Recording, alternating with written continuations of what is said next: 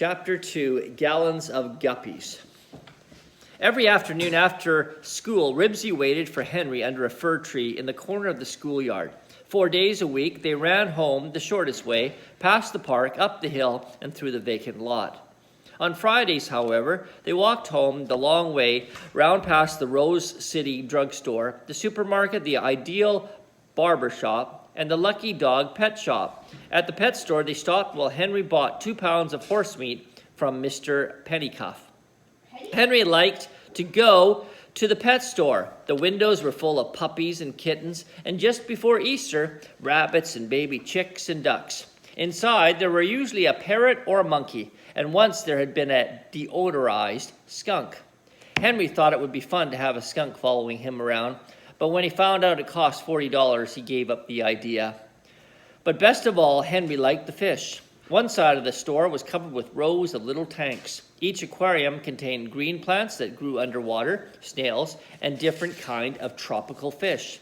Henry always stopped to look into each tank. He liked the dollar-sized black and silver striped angelfish and the inch-long orange moonfish with their velvety fins and tails. He thought the tiny catfish were fun to watch because they stayed on the bottom of the tanks, rolled their eyes, and used their whisker-like barbels to feel around the sand for food. Mr. Pennycuff explained that the fish came from all over the world. Most of them came from jungle rivers where the water was warm.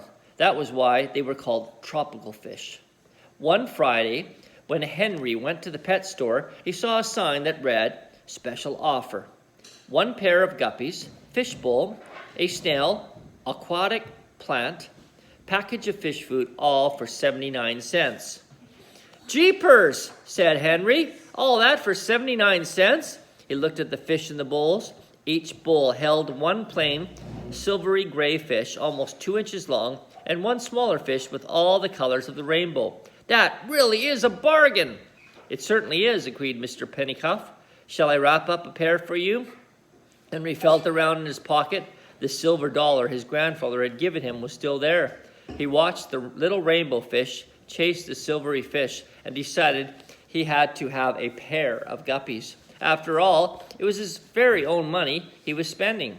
He would keep them on his dresser in his room. They would just stay in his room and swim quietly around in their bowl. He didn't see how his mother could object to quiet fish that didn't bark or track in mud or anything.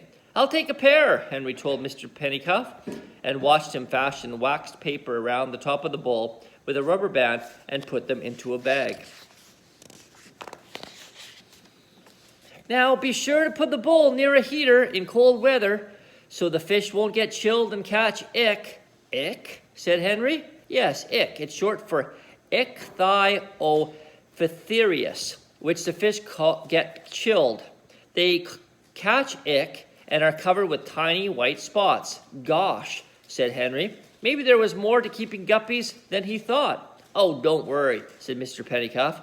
"They can't stand water to 60 degrees. If it were that cold in the house, you'd have the heat on." "That sounds easy." "How often do I change the water?" asked Henry. "You shouldn't have to change the water. The snails help keep it clean. Just give the fish a tiny pinch of food each day. It's only when the fish don't eat all their food, or when you have too many fish in the bowl, that the water gets dirty." Mr. Pennycuff gave Henry his change. "I didn't know that," said Henry. "I'm glad you told me. Here, Ribsy." He handed Ribsy his package of horse meat. The dog took it in his mouth, and they left the pet store. "You'll have to carry your meat all the way home today, and don't you stop and try to eat it before we get home either. It has to last you a few days." Rib's tail wagged, and he trotted on ahead of Henry with his meat. Henry tried to walk without jiggling the package. He didn't want to slosh the guppies any more than he had to. When Ribsy was half a block ahead of Henry, he dropped his package and looked back at Henry.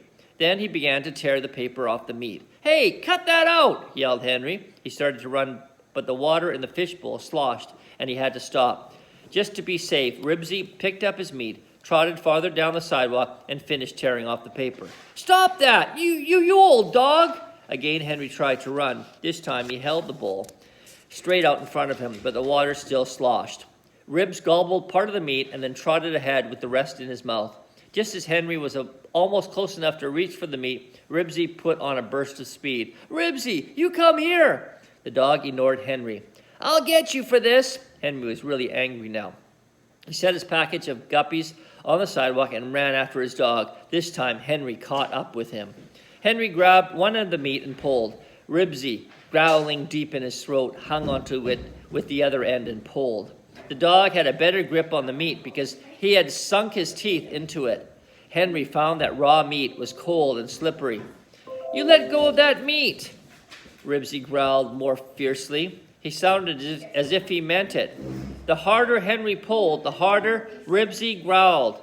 Henry was sure Ribsy wouldn't really bite him, but just the same, he knew it was a good idea to annoy any animal when it was eating. Anyway, he couldn't stand there all afternoon playing tug-of-war with a piece of horse meat. His guppies might get cold. "All right, you old dog, go ahead and eat it, see if I care. You'll just have to eat canned dog food the rest of the week." He went back to his guppies while Ribsy wolfed the rest of the meat, licked his chops, and then, with his stomach bulging, followed slowly home at Henry's heels the rest of the way. When they reached Henry's house on Clickatack Street, Henry opened the door and yelled, "Hey, Mom, come and see what I brought with my silver dollar that Grandpa gave me." "I'm afraid to look," answered his mother from the kitchen. "What is it this time?" "Fish." "Fish?" Mrs. Huggins sounded surprised. "Did you want me to cook it for dinner?" Henry carried his package into the kitchen. "No, Mom, you don't understand. Not dead fish, live fish swimming around in a bowl of water. They're called guppies."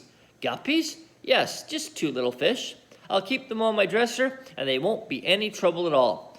They were on sale at the pet shop. They were a bargain. See, Mom?" Henry gently lifted the fish bowl out of the bag. Mrs. Huggins put down the potato she was peeling. "Why, Henry, what pretty little fish." "I thought you'd like them." Henry was pleased. His mother bent closer to the fish bowl. "But Henry, what are those little dark things in the water?" "What little dark things?" Henry looked closer. "Why, they're baby fish," Mrs. Huggins exclaimed. "There must be 50 or 15 or 20. "Baby guppies!" Henry was delighted. "Look, Mom, did you ever see such teeny-weeny little fish? Golly, they're so little, just about all you can see are their eyes and their tails." Mrs. Huggins sighed. "I'll ask Dad." "Henry, I'm afraid they won't be teeny-weeny little fish for very long.